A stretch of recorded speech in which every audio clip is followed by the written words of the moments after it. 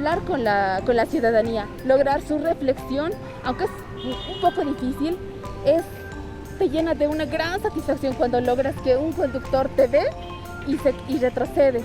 Antes de llegar al paso peatonal retrocede. O cuando una persona se queda en la acera, cuando no está el semáforo todavía en rojo. Es una gran satisfacción lograr la reflexión del ciudadano, porque eso significa que estamos haciendo un buen trabajo y hemos cumplido nuestra meta y nuestros retos.